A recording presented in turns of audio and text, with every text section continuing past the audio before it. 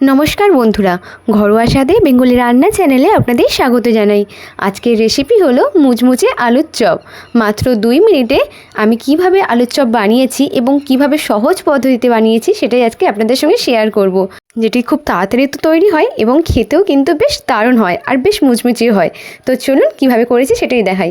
প্রথম আমি নিয়েছি 2 কাপ মতো বেসন, তারপরে দিলাম পরিমাণ মতো লবণ, পরিমাণ মতো হলুদের গুঁড়ো, আর দিলাম পরিমাণ মতো একটু লঙ্কার গুঁড়ো, আর দিলাম কালো জিরে। আপনারা চাইলে খাওয়া সোডাও অ্যাড করতে পারেন। তারপর ভালো করে এটিকে মিক্স করে নেব জল দিয়ে। নয় ঘন নয় পাতলা এরকম কিন্তু একটা ব্যাটার রেডি করতে হবে। আর এখানে দেখুন আমার আলু কিন্তু গোল গোল করে কাটা হয়ে গেছে। আর আলুগুলো আমি একদম কিন্তু পাতলা পাতলা করেই কেটেছি। সামান্য একটু লবণ দিয়ে এটিকে ভালো করে আমি আগে থেকে জল ঝরিয়ে নিয়েছি। তো আপনারাও ঠিক এমনটাই করবেন। তারপরে কড়াইতে গরম তেল বসিয়ে ব্যাটারের মধ্যে ডুবিয়ে যেমন তেলে ছাড়তে হয় ঠিক তেমনভাবেই ছাড়তে হবে। লো টু মিডিয়াম ফ্লেমেই কিন্তু এটি করতে হবে, যেহেতু এটি কাঁচা আলু দিয়ে করা, তো তেলে একটু ফ্রাই হতে সময় লাগবে, যার জন্য লো টু মিডিয়াম ফ্লেমেই এটি করতে হবে।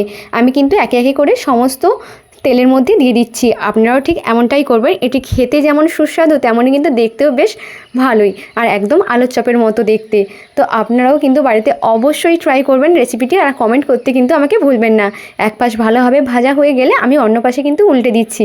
এভাবেই কিন্তু সমস্ত আলুর চপগুলো ভেজে নিতে হবে। এখানে দেখুন আমার প্রায় ভাজা হয়ে গেছে এবং আমি একটি পাত্রে তুলে নিচ্ছি।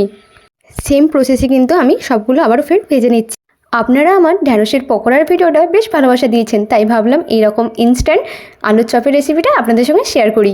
চটজলদি কিছু খাওয়ার জন্য এরকম কিন্তু রেসিপি অবশ্যই বানিয়ে ফেলবেন।